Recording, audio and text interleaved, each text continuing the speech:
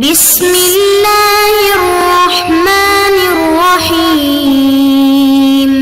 اعوذ باللہ من الشیطان اللعین الرجیم بسم اللہ الرحمن الرحیم طلاب کرام السلام علیکم ورحمۃ اللہ وبرکاتہ۔ امید ہے آپ سب خیر عافیت کے ساتھ ہوں گے۔ فرائض الاصول رسائل حصہ سوم سبق نمبر 49، استصحاب کے روایت میں سے دوسری روایت حصہ بے۔ استصحاب پر دلالت کرنے والے روایات کے بارے میں ہماری گفتگو چل رہی ہے، تو اس سلسلے کی دوسری روایت مثمرہ کے بارے میں بات ہو رہی ہے۔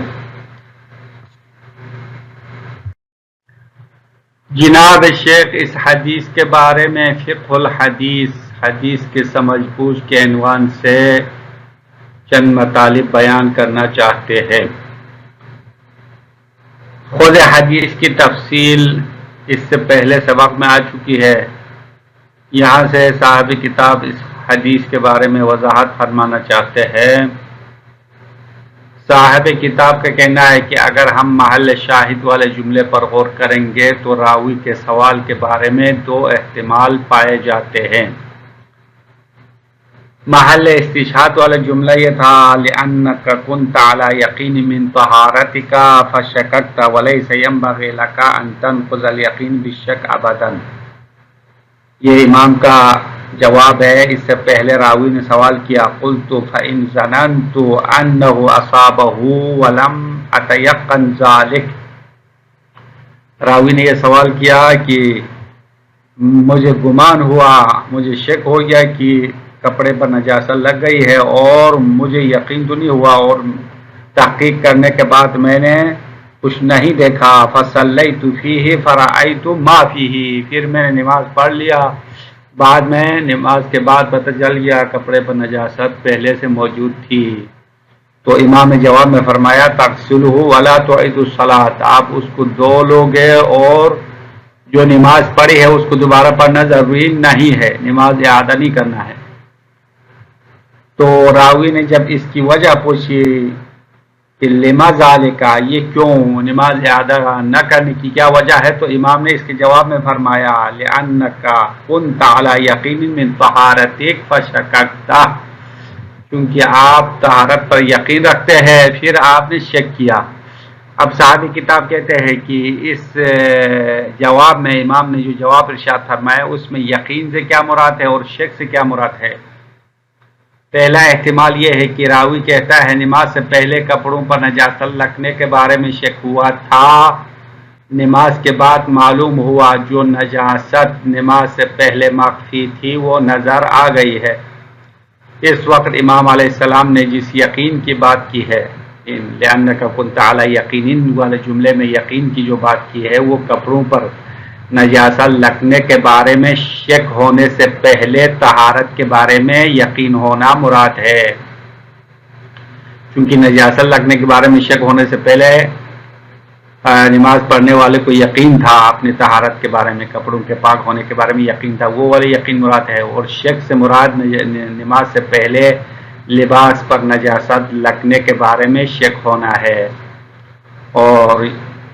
یقین کے بعد جو شک ہوا ہے وہ بھی نماز سے پہلے شک ہوا ہے کہ کپڑوں پر کوئی نجاست لگی ہے یا نہیں۔ اس وقت حدیث کے حکم کے مطابق یقین کو شک کے ذریعے سے نہ توڑنے کا مطلب یہ ہے کہ وہ اسی شک کی حالت میں نماز میں داخل ہو سکتا ہے۔ پس امام نے فرمایا لیس ینبغی لک ان تنقض الیقین بالشک ابدا، آپ کے لیے مناسب نہیں ہے کہ آپ اپنے یقین کو شک کے ذریعے سے توڑے۔ تو شک کے ذریعے سے یقین کو نہ توڑنے کا مطلب یہ ہے کہ اسی شک کی حالت میں نماز پڑھ سکتا ہے، کیونکہ شک ہونے سے پہلے جو یقین ہے اس حالت سابقہ یقینی ہے، اسی پر بنا رکھنا ہے۔ جبکہ نماز کے بعد پتہ چلا ہے نماز کے دوران نجاست موجود تھی، یعنی نماز کے بعد راوی کے سوال کے مطابق نجاست تو نظر آ گئی ہے، ایسی صورتحال میں روایت میں نماز کے اعادہ نہ کرنے کی دلیل نہیں بن سکتی ہے۔ تو یہاں پہ ایک اشکال پیدا ہوتا ہے کہ روایت نماز کے دوبارہ نہ پڑھنے کے لیے علت بھی بن سکتی ہے، کیونکہ امام نے لا تعید نماز دوبارہ نہیں پڑھو کہا، تو نماز سے پہلے جو یقین ہے اور اس کے بعد جو شک ہے، اسی استصحاب کی بنیاد پر نماز پڑھ سکتے ہیں، نماز شروع کر سکتے ہیں، لیکن نماز کے بعد جب پتہ چل گیا کہ جو نماز پڑھی ہے وہ نجاست کے ساتھ پڑھ لی ہے، تو پھر بعد میں اس نماز کی اعادہ نہ کرنے کے لیے استصحاب دلیل نہیں بن سکتی ہے۔ نماز کو دہرانا شک کے ذریعے سے یقین کو نقص کرنے کے زمرے میں نہیں آتا ہے۔ اگر یہیں پہ امام حکم دے کہ نماز اعادہ کرو یا مصلی نماز کو اعادہ کرے، تو یہاں پہ شک کے ذریعے سے یقین کو نقص کرنا شمار نہیں ہوگا۔ جب کہ یقین ہو گیا ہے کہ نماز نجاست کے ساتھ پڑھ چکا ہے، تو اس نماز کو دہرانا یقین کو یقین کے ذریعے سے توڑنا شمار ہوتا ہے۔ تو امام نے لا تنقض الیقین بالشک کہا کہ یقین کو شک کے ذریعے سے توڑنا مناسب نہیں ہے۔ اما یہاں تو نماز کے بعد نماز نجاست کے حالت میں پڑھنے پر تو یقین ہو گیا ہے، تو اگر کوئی نماز دہرائے تو شک کے ذریعے سے نہ یقین توڑنا شمار نہیں ہوتا ہے، بلکہ یقین کو یقین کے ذریعے سے توڑنا حساب ہوتا ہے۔ یہ ایک یقین سابق ہے جو نماز سے پہلے طہارت کے بارے میں یقین ہے، اب بعد میں یقین ہو گیا کہ نماز نجاست کے ساتھ پڑھ چکا ہے، تو بعد والے یقین کی ذریعے سے پہلے یقین کو نقص کیا، اور یہ تو ممنوع نہیں ہے، یقین کو یقین کے ذریعے سے نقص کر سکتے ہیں۔ اب روایت میں یہ اشکال موجود ہے کہ نماز نہ دہرانے کی جو علت ہے وہ استصحاب نہیں ہے۔ اب یہ یہاں پہ امام نے کیسے لا تعید فرمایا، پھر اس کی دلیل اور وجہ کے طور پر امام نے یہ فرمایا لِأَنَّكَ كُنْتَ عَلَى يَقِينٍ مِّن طَهَارَتِكَ فَشَكَكْتَ وَلَيْسَ يَنبَغِي لَكَ أَن تَنقُضَ الْيَقِينَ بِالشَّكِّ۔ اس کو امام نے نماز کو نہ دہرانے کے لیے علت کیسے قرار دیا، یہ سوال ہے اور اشکال موجود ہے۔ نماز اعادہ نہ کرنے کے لیے استصحاب کو علت قرار دینے کے سلسلے میں شریف مازندرانی کی توجیہ اور صاحب کتاب کا جواب۔ اس سے پہلے بیان کیا کہ روایت میں استصحاب نماز کی اعادہ نہ کرنے کے لیے علت بننا درست نہیں ہے، یہ اشکال ہوا۔ اب اس اشکال کو دور کرنے کے لیے جناب شریف العلماء مازندرانی نے توجیہ بیان کیا، اور صاحب کتاب اس توجیہ کو پسند نہیں کرتے ہیں اور جواب دیتے ہیں۔ جناب شریف العلماء مازندرانی کا کہنا ہے کہ نماز نجاست کے ساتھ پڑھنے کے بارے میں بعد میں علم ہو جائے، اس کا اعادہ واجب نہ ہونے کے لیے استصحاب علت بن سکتا ہے۔ شریف مازندرانی کہہ رہے کہ نماز اعادہ نہ کرنے کے لیے استصحاب کو علت بنانا درست ہے۔ اس کی وجہ یہ ہے کہ استصحاب ایک امر ظاہری بناتا ہے، استصحاب احکام ظاہری میں سے ہے، انسان کے لیے حکم ظاہری بنا کے دیتا ہے، اور امر ظاہری کے مطابق عمل کرنا اجزاء کا موجب بنتا ہے۔ اور دوسری طرف سے اگر کوئی اپنے وظیفے کے مطابق، اپنی ذمہ داری کے مطابق امر ظاہری پر عمل کرے تو وہ اجزاء کا سبب بنے گا، اجزاء یعنی جو کام کیا ہے وہ کافی ہونے کا سبب بنتا ہے۔ چونکہ روایت میں امام علیہ السلام نے استصحاب کو عدم اعادہ کے لیے علت قرار دیا ہے، اس سے پتہ چلتا ہے کہ استصحاب اجزاء کا مستلزم بنتا ہے، یعنی استصحاب کا لازمہ اجزاء ہے، اور یہ بات راوی کے ذہن میں مسلم اور یقینی تھا، اسی لیے امام علیہ السلام نے اجزاء کا نام لیے بغیر ڈائریکٹ عدم اعادہ کے لیے استصحاب کو علت قرار دیا ہے۔ بس شریف مازندرانی کی توجیہ کی بنیاد یہ ہے کہ یہاں پہ ظاہراً امام علیہ السلام نے استصحاب کو عدم اعادہ کے لیے علت قرار دیا، در حقیقت استصحاب اجزاء کا مستلزم ہے، اور اجزاء کی وجہ سے نماز دوبارہ دہرانا واجب نہیں ہے۔ اسی وجہ سے مذکورہ روایت قاعدہ اجزاء پر دلالت کرتی ہے اور قاعدہ اجزاء کو کشف کرتی ہے۔ پس قاعدہ اجزاء اور استصحاب آپس میں لازم ملزوم ہے، اور چونکہ اس نے استصحاب پر عمل کیا، حکم ظاہری پر عمل کیا، تو جو نماز پڑھی ہے وہ کافی سمجھی جائے گی۔ یہ جناب شریف العلماء مازندرانی کی توجیہ ہے۔ لفظ فیہ کے بعد جناب شیخ شریف مازندرانی کی توجیہ کا جواب دیتے ہوئے کہتا ہے کہ امام علیہ السلام کے قول کا ظاہر فلیس ینبغی الی آخر، یعنی آپ کے لیے یقین کا نقص کرنا مناسب نہیں ہے، یعنی نماز دوبارہ اعادہ کرنا واجب نہیں ہے۔ اس حدیث میں فلیس ینبغی لک ان تنقض الیقین بالشک ابدا، اس جملے کا مفہوم ظاہری مفہوم یہ ہے کہ جو نماز پڑھی ہے وہ دوبارہ پڑھنا ضروری نہیں ہے۔ اسی طرح پہلی صحیحہ میں لا ينقض الیقین بالشک ابدا کا ظاہر کہ وضو دوبارہ انجام دینا واجب نہیں ہے۔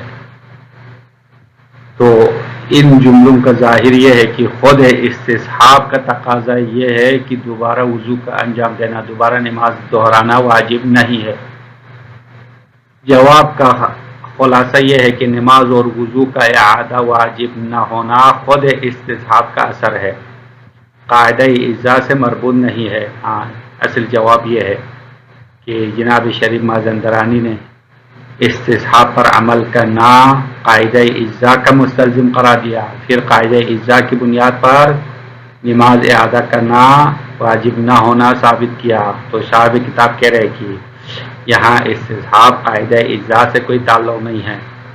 لہذا استصحاب کو قاعدہ اجزاء کے ساتھ ضمیمہ کیے بغیر عدم اعادہ کے لیے علت قرار دیا ہے۔ چونکہ روایت میں امام نے اجزاء کی بات نہیں کی ہے، صرف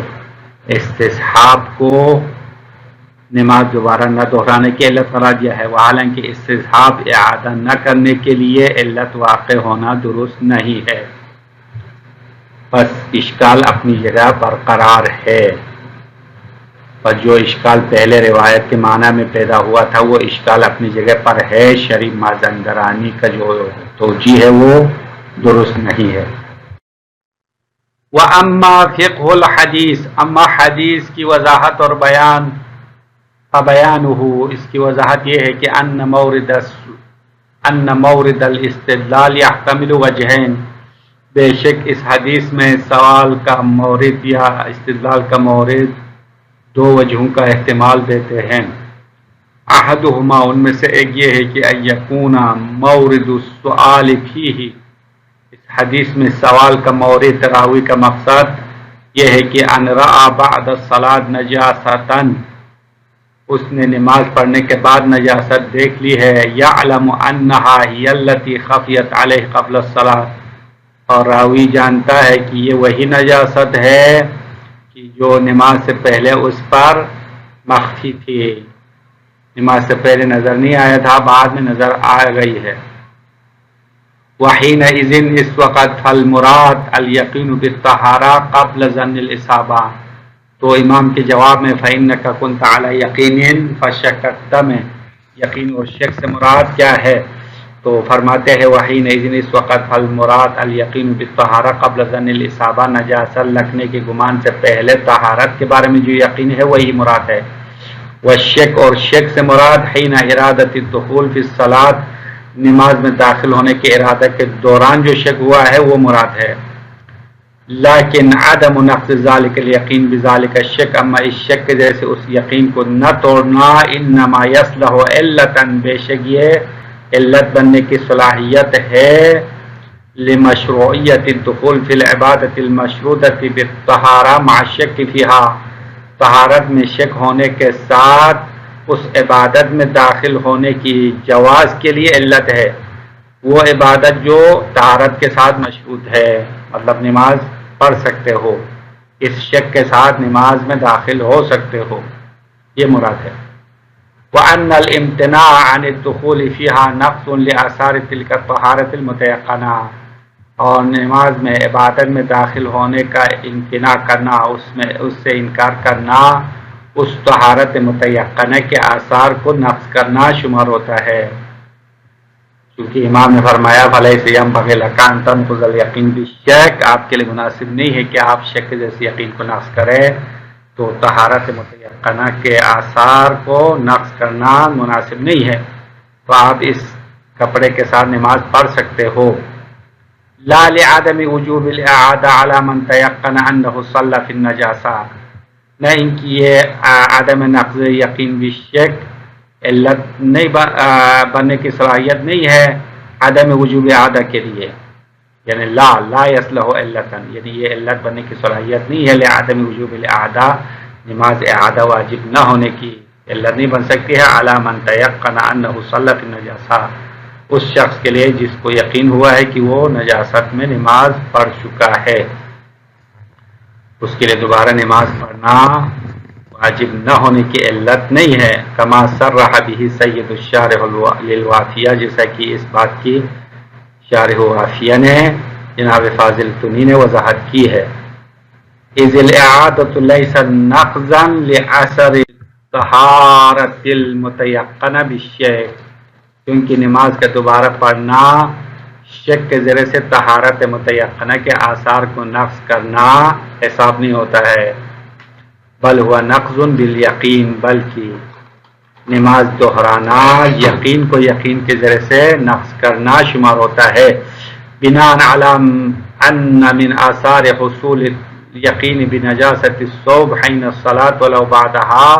وجوب اعادتها، اس بات پر بنا رکھتے ہوئے کہ نماز نجاست ثوب کپڑے کے نجاست کے ساتھ پڑھنا یقین ہونے کے آثار میں سے وجوب اعادتها، نماز اعادہ واجب ہونا اس کے آثار میں سے ہے، ولو بعدها، اگرچہ نماز کے بعد پتہ چل جائے کہ نماز نجس کپڑے کے ساتھ پڑھ چکا ہے، تو اس کے آثار میں سے ایک یہ ہے کہ وہ نماز دوبارہ دہرانا ہے، لیکن یہاں پہ امام نے نماز نہ دہرانے کا حکم دیا ہے، تو یہ کیوں، وجہ کیا ہے؟ اشکال یہ ہے وَرُبَّمَا يُتَخَيَّلُ حُسْنُ التَّعْلِيلِ لِعَدَمِ الْإِعَادَةِ، اور یہاں سے شریف مازندرانی کی توجیہ کی طرف اشارہ کرتے ہیں، کبھی کبھار عدم اعادہ کے لیے استصحاب کو علت قرار دینا اچھا ہونے کا خیال کیا جاتا ہے، یعنی پہلے تو ہم نے کہا استصحاب عدم نقض یقین بالشک عدم اعادہ کے لیے علت بنانا ٹھیک نہیں ہے، اما کبھی کبھار استصحاب کو عدم اعادہ کے لیے تعلیل اور علت قرار دینا اچھا ہونے کا خیال کیا جاتا ہے، بملاحظت اقتضاء امتثال امر ظاہری للاجزاء، امر ظاہری کی اطاعت کرنا اجزاء کے اقتضاء کو ملاحظہ کرتے ہوئے، یعنی شریف مازندرانی کہتے ہیں کہ چونکہ استصحاب سے امر ظاہری انسان کے لیے لاگو ہوتا ہے، جب امر ظاہری کے مطابق عمل کیا تو اجزاء کا سبب بنتا ہے، اسی وجہ سے امام نے استصحاب کو عدم نقض یقین بالشک کو عدم اعادہ کے لیے علت قرار دیا، اور یہ ٹھیک ہے۔ فَيَكُونُ الصَّحِيحَةُ مِنْ حَيْثُ تَعْلِيلِهَا دَلِيلًا عَلَى تِلْكَ الْقَاعِدَةِ وَكَاشِفَةً عَنْهَا،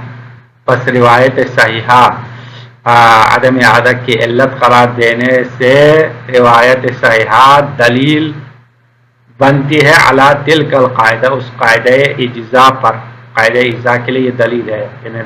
استصحاب قاعدہ اجزاء پر دلالت کرتی ہے، وَكَاشِفَةً عَنْهَا، اور قاعدہ اجزاء سے کشف کرنے والا ہے۔ بس یہاں تک شریف مازندرانی کی توجیہ مکمل ہو گئے، اس کے بعد جناب شیخ اس کو رد کرتے ہیں، وفیہ، اس میں اشکال ہے، وفیہ نظر، یعنی اس خیال میں، اس تخیل میں اشکال ہے، ان ظاہر قولہ فلیس ینبغی، کیونکہ امام کے قول فلیس ینبغی لک ان تنقض الیقین بالشک کا ظاہر، اس کا ظاہر یہ ہے کہ یعنی لیس ینبغی لک الاعادہ بکونہ نقضاً، آپ کے لیے مناسب نہیں ہے کہ آپ نماز دوبارہ اعادہ کریں، نماز دوبارہ دہرائے، کیونکہ یہ نقض یقین بالشک ہے، تو امام نے یہاں پہ کوئی قاعدہ اجزاء کی بات نہیں کی ہے، بلکہ ڈائریکٹ نماز دہرانے کو نقض یقین قرار دیا ہے۔ کما ان ظاہر قولہ علیہ السلام بالصحیحۃ الاولی، لا ينقض الیقین بالشک ابدا. اسی طرح پہلی روایت صحیحہ میں بھی امام نے فرمایا لا ينقض الیقین بالشک ابدا، ہرگز یقین کو شک کے ذریعے سے نفس نہیں ہوتا ہے، یقین شک کے ذریعے سے نفس نہیں ہوتا. تو یہاں پہ اس کا ظاہر عدم ایجاب اعادۃ الوضو، وضو دوبارہ کرنا واجب نہ ہونا ہے. اب یہاں پھر بھی اجزاء کی کوئی بات نہیں ہے. اب ہم بس اس مطلب کو سمجھو، فإنہ لا یخلو عن دقتین، بے شک یہ غور اور دقت سے خالی نہیں ہے. بس جناب شریف مازندرانی نے استصحاب کو قاعدہ اجزاء کا لازمہ قرار دیا اور قاعدہ اجزاء کی بنیاد پر عدم اعادہ کے علت قرار دیا. جناب شیخ کہہ رہے کہ نہیں، امام کے جملے کا ظاہر یہ ہے کہ خود استصحاب عدم اعادہ کے لیے علت ہے. خود عدم نقص یقین بالشک کو امام نے نماز اور وضو دوبارہ نہ دہرانے کے لیے علت قرار دیا ہے. السلام علیکم ورحمۃ اللہ وبرکاتہ.